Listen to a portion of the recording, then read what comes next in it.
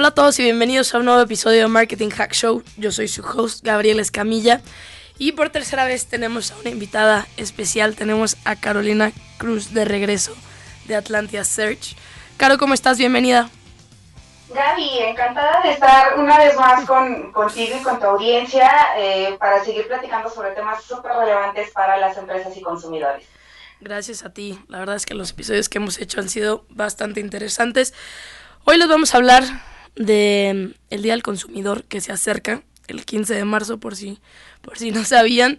La verdad es que no es un día que se celebre así a nivel internacional y que se haga algo, pero es importante tenerlo presente porque la realidad es que los consumidores tienen cada vez más canales y con esto puede ser que lleguen mucho más reclamaciones, quejas y claro, se vuelve mucho más relevante, no es como que los podamos ignorar. Entonces trajimos a Caro para hablar de los derechos del consumidor, vamos a hablar de algunos conceptos, de algunas tendencias. Entonces vamos a empezar por el principio, Caro. ¿Por qué las empresas deben preocuparse por preservar los derechos del consumidor? Gaby, tú lo acabas de decir, no es justamente que para el Día del Consumidor se haga una celebración o una campaña específica como para el Día de la Madre, el Día del Padre y demás, pero es algo que todas las empresas deben de tener así súper en la cabeza y debe ser una tarea ongoing porque prácticamente los derechos del consumidor afectan o intervienen en lo que son sus planeaciones, tanto de lanzamiento de productos, campañas de marketing, publicidad, todo lo que tengan que hacer tiene que ir en relación a ese respeto de los derechos del consumidor.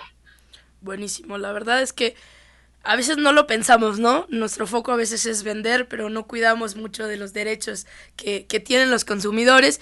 Y para mencionar algunos derechos de los consumidores, algunos son brindar protección, que queremos hablar de la seguridad de los datos, educación también hacia los consumidores, permitir la libre elección de tu producto.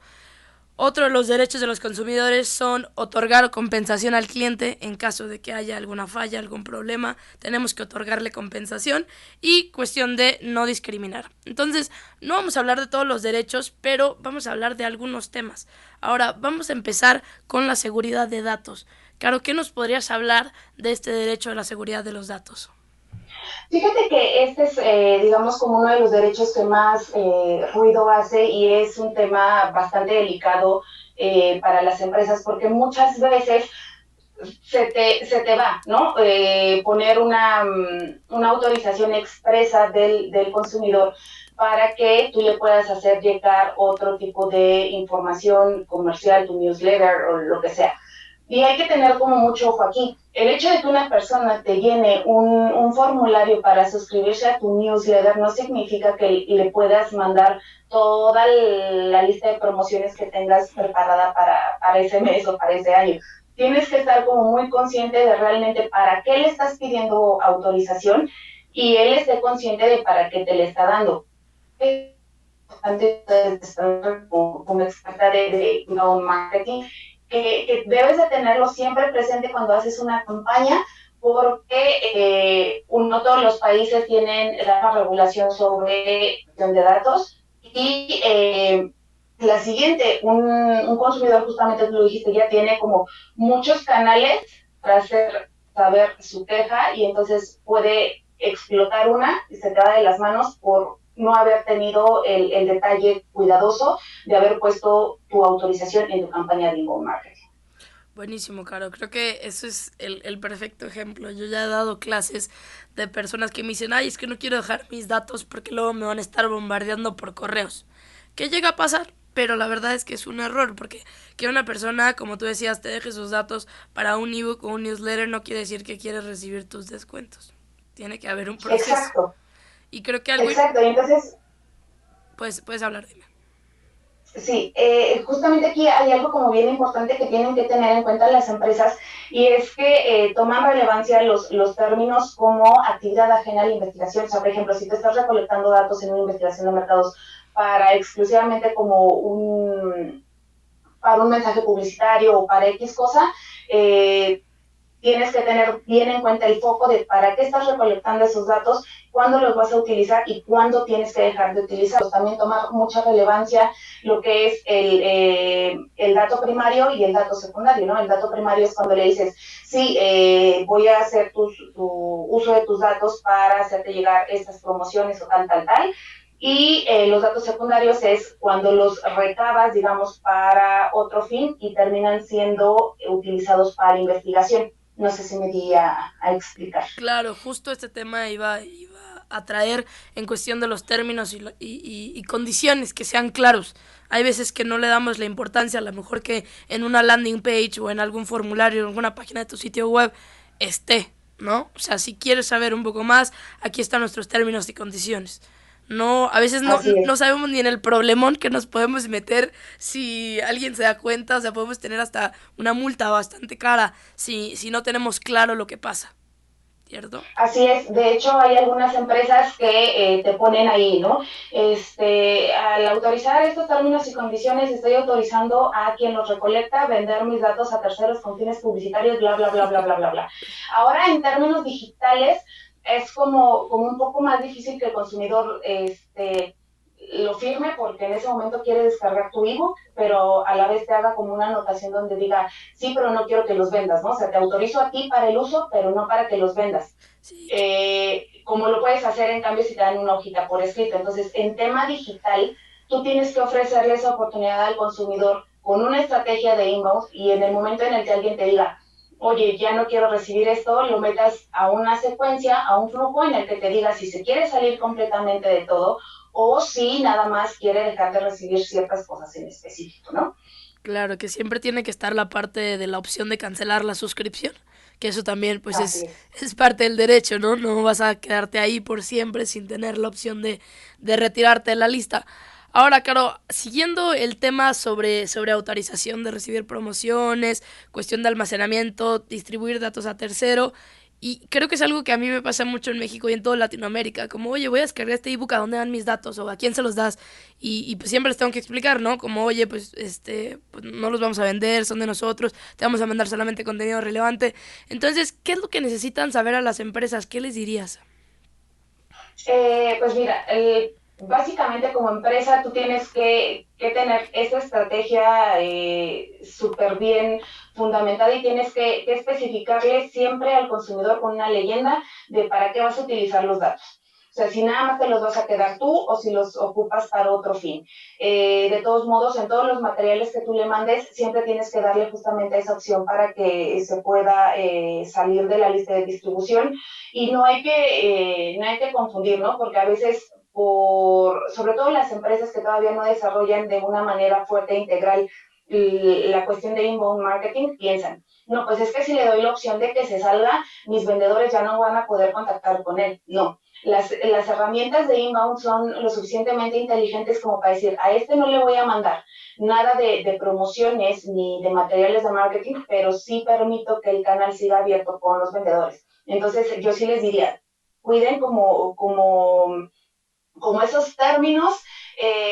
Sí se tiene que auxiliar de una herramienta de administración de inbound marketing y sobre todo tener como muy presente de qué opciones le están dando para que se salga de las listas de distribución y cuáles son todas esas listas de distribución que el cliente tiene que tener claras.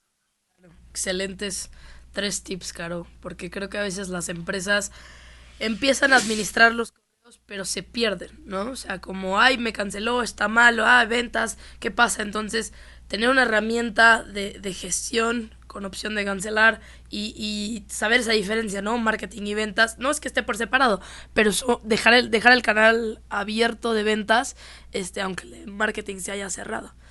Ahora, Así es. claro, vamos a entrar en cuestión de tecnología, porque con toda esta cuestión, y creo que aún seguimos en esta era transformación digital y todo lo que quieras, pero hay varias adaptaciones que tienen que hacer las empresas. Entonces, ¿qué tendría que tomar en cuenta en cuestión de tecnología, de plataformas? ¿Cuáles serían tus tips aquí para las empresas? Pues mira, la primera que ya hemos estado tocando en estos minutos, que es la adaptación de formularios para la aceptación de comunicaciones futuras. ¿no? Después tendría que ser enfocado a los métodos de pago porque más del 50% de las personas que echan algo al carrito y se arrepienten es por esa falta de seguridad en la confiabilidad de resguardo de los datos personales, los datos bancarios. Y también se tiene que cuidar mucho la experiencia de usuario porque muchas veces, y eso puede ser un puntito que de repente se te va ahí como al aire, es que a veces se considera que la experiencia de usuario nada más es algo que sea como entendible, que la persona pueda llegar a tu producto, lo puede echar al carrito, termina la compra y se vaya feliz. No, aquí también tienes que ver esa experiencia de usuario en cuanto a la, digamos, como a la inclusión, ¿no? Hay, no sé, tienes que ver si tu página es completamente, no sé, con videos y demás, tienes que considerar que a lo mejor hay una persona con Responsiva. una deficiencia auditiva, ajá, por Ah, ejemplo, ¿no? sí. Ajá, y entonces tienes que adaptarla, digamos, como a los diferentes tipos de consumidores que se pueden acercar a ti, ¿no? Sí, buenísimo. Yo creo que el ejemplo más fácil es que se ha adaptado hacia mobile, ¿no? Si tú ves que cierto de Uh-huh. tu tráfico están por dispositivos móviles, pues bueno, tienes que tener una página responsiva, ¿no? Si no, la gente está batallando, moviendo su dedo con toda la página para Sí, llegar. claro. Entonces, creo que son tres tips muy buenos. Resumiendo lo que dijo Caro, adaptación de formularios para aceptar comunicaciones, contar con procesos de pago seguros. Esto, aunque no lo creamos, es de las razones por las que el e-commerce no crece en toda Latinoamérica. La gente desconfía si algo no le va bien, no siente que está bien y dejan el carrito. Y por último, experiencia de usuario. Ahora, Caro, esto es un tema muy relacionado y creo que muchas empresas tienen dudas, la cuestión de la publicidad engañosa. Entonces, ¿cómo es que yo puedo evitar que los mensajes, las campañas que yo esté usando en publicidad, en algún tipo de anuncio, pueda ser considerado como publicidad engañosa, pero pues bueno, también que sea atractivo? ¿Cuáles serían tus tips en esta cuestión? Fíjate que ahí este es un tema como súper relevante porque la publicidad engañosa se puede considerar desde el uso de una imagen hasta el hecho de un mensaje, digamos, en una landing o en un anuncio de Facebook, no sé, digamos, una frase incompleta, ¿no? Que de repente, y tú lo debes de saber también por experiencia, vas a lanzar un anuncio en Facebook y tienes que limitarte a ciertos caracteres para que el anuncio sea aprobado, para que tenga visibilidad, bla, bla, bla. Entonces, a veces no se toma con mucho en consideración, la frase queda cortada y entonces el público puede entender otra cosa y ¡zas!, ¿no? Empiezan tus problemas con Profeco, por ejemplo, acá en México, ¿no? Entonces, algo que las empresas tienen que tener como mucho énfasis es cómo combinar la regulación, o sea, que me dice que no tengo que utilizar ciertas palabras o que no tengo que, no sé, utilizar como mensajes demasiado prometedores, pero que a la vez sea atractivo y que mi publicidad genere todo el engagement o toda la conversión que quiero hacer. Bueno, ahí la solución es hacer una prueba de conceptos. Y esta prueba de conceptos te tienes que apoyar de una agencia de investigación de mercados que conozca los términos y las regulaciones para cada segmento, para cada categoría, para cada industria. Es muy diferente lo que puedes utilizar en el segmento de alimentos y bebidas a lo que puedes utilizar en el sector farmacéutico, que por ejemplo aquí en México desde hace unos años el alimentos y bebidas está como muy regulado y sobre todo para los niños. Entonces, tu agencia de investigación de mercados tiene que saber cuáles son esos términos para que al momento de hacer tu prueba de concepto creativo y veas si tu anuncio está comunicando lo que quieres comunicar, es atractivo y te va a funcionar para el objetivo que tienes, tu agencia de investigación de mercados debe desarrollar ese cuestionario con preguntas de negocio con pleno conocimiento de la regulación en cada uno de los segmentos. Buenísimo. Buenísimo, creo que es bastante acertado y como tú decías, por industrias puede cambiar. cuestión de Así es. farmacéutica, cuestión de franquicias.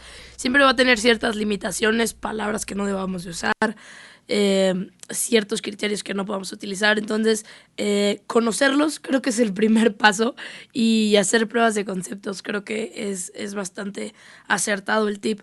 Claro, ahora vamos a pasar a otro derecho del consumidor. Vamos a hablar de las necesidades del consumidor, pero también de la aprobación del consumidor, que también es algo importante. Entonces, Ujú. las empresas han tenido que hacer algunas adaptaciones a las necesidades del consumidor. ¿Por qué? Porque, pues claro, tenemos más acceso a la información. Podemos decir que realmente podemos hacer una súper búsqueda de la empresa y del producto y del servicio antes de comprarlo. Entonces, pues bueno, necesitamos nosotros saber si tenemos la aprobación de nuestro consumidor. Ahora, un NPS, que bueno, que es un NPS, un Net Promoting Score, tú lo definirías como Ujú. suficiente para saber si estoy adaptándome a sus necesidades. ¿Qué necesitaría yo hacer como empresa?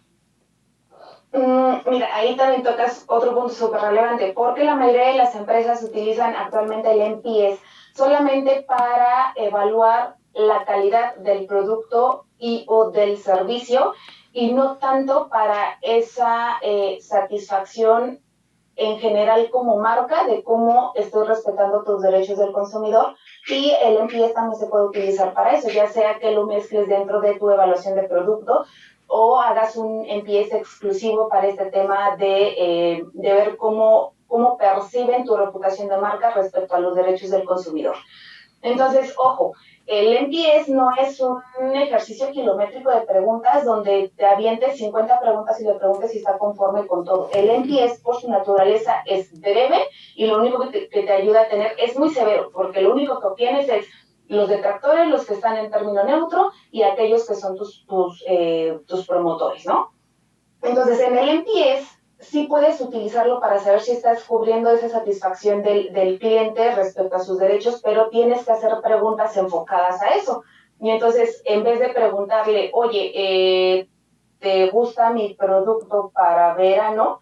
No sé, por ejemplo, tendrías que preguntarle de, oye, las promociones que te estoy haciendo llegar son realmente adecuadas para ti, te parece que soy intrusivo, no sé, algunas preguntas que sean referentes a eso. Otra forma de poder complementar esa información de un NPS es que midas tu salud de marca con un brand tracker. El brand tracker te va a decir, a partir de que hiciste esta acción de a lo mejor fomenta los derechos del consumidor, con una atención de clientes mejor, tu reputación de marca creció, tu reputación de marca bajó, o estás superando a tu competencia, o tu competencia sacó alguna otra estrategia. Y no hay que olvidarnos de las herramientas de social listening, que digo, al final del camino siempre nos dicen cómo está el mundo digital, es una escucha en momento real y la podemos tener a la mano. Buenísimo estos tres tips que puedes usar para saber si realmente estás satisfaciendo las necesidades del consumidor. Ahora, Caro, algo importante es el concepto de Match Index. Cuéntanos qué es Match Index.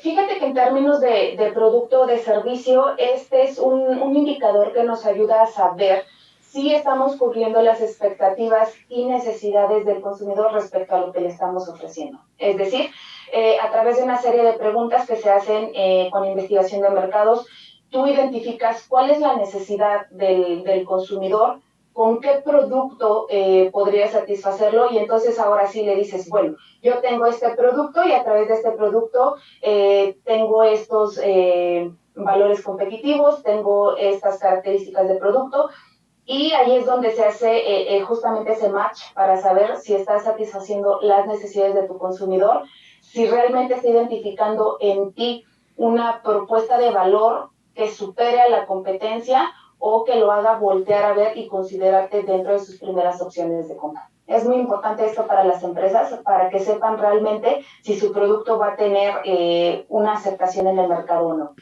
Genial. Y la verdad es que no hay un límite de industria, soy B2B, soy B2C, no aplica para mí. Pues no, al final es para todos esto. Claro, Sí. Digo, sobre todo es como más fácil identificarlo en los productos de consumidor final, pero sí es muy relevante para productos y servicios también. Buenísimo. Caro, vamos a pasar a la última sección y es un tema bastante interesante, la cuestión de los métodos de pago.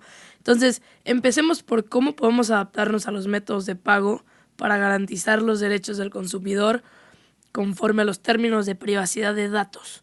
¿Qué nos podrías decir de eso? Fíjate, actualmente las instituciones bancarias y algunas fintech están desarrollando métodos de pago, sobre todo para brindar seguridad. Seguimos con ese issue de que el consumidor tiene desconfianza de dejar sus datos, de no saber si realmente tiene como un certificado de protección. Entonces, la banca está trabajando en el hecho de decir, ok, vas a pagar con mis servicios o los vas a integrar a tu página y entonces yo le mando inmediatamente un código SMS a mi consumidor para que pueda autorizar la operación.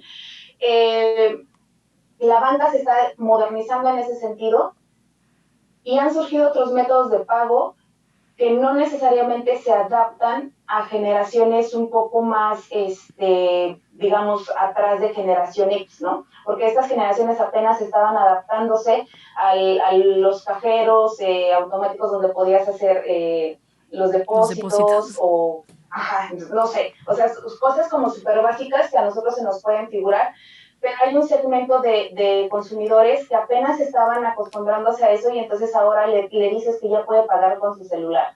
Entonces como que se descontrola, ¿no? Y dicen, bueno, ¿y ahora qué? Claro. Tienes que dejar como muy claro que esos métodos de pago los tienes que utilizar de acuerdo siempre al perfil de tu target. Si está muy de moda el hecho de que ya están pagando con celular, pero tu target es personas de 60 años ¿Qué les en gusta? adelante, ¿Y les gusta pagar en Oxxo? exactamente, y le gusta pagar en Oxxo, entonces tienes que tener bien claro cuáles son los métodos de pago para tu consumidor y entonces adecuar ese respeto a sus derechos del consumidor conforme a ese método de pago que ellos utilizan. Ahora, por ejemplo, los millennials y generaciones adelante se sienten muy cómodos y se sienten respaldados pagando ya con el código generado a través del smartphone. Pero hay otras generaciones que siguen teniendo como ese issue de decir, no, o sea, mis datos para nada, y entonces prefiero ir a pagar al Oxxo, que total me lo encuentro un Oxxo en cada esquina, y entonces prefiero seguir haciendo eso. Entonces es súper importante que conozcas el perfil de tu consumidor, y entonces puedas definir los métodos de pago respecto a esas características. Por muy de moda que estén, por muy en Claro. tendencia que estén, siempre tienes que conocer primero el perfil del consumidor para después saber cuáles son los métodos de pago idóneos y poderlos adaptar a esa protección y seguridad de derechos del consumidor. Exacto. Y que al final la respuesta no es estar en todos. O sea, sí es bueno tener varias opciones, pero no voy a poner todos los que existen en Latinoamérica solo porque sí. Entonces, última pregunta, Caro. ¿Por qué debo de ofrecer diferentes métodos de pago? Y cuéntanos de los principales métodos de pago. Bueno, pues debes ofrecer diferentes métodos de pago por lo que te decía, ¿no? La adaptación del consumidor. Probablemente tu producto esté enfocado a personas de 60 años y más, pero quien está acudiendo a comprarte es un joven de 35 años, ¿no? Ujú. Entonces tienes que identificar quién es tu shopper, quién es tu consumidor, y una vez que sepas qué métodos de pago está utilizando ese consumidor, el shopper, los puedes integrar a tu negocio y vas a tener como mayor posibilidades de que la gente vaya a tu establecimiento.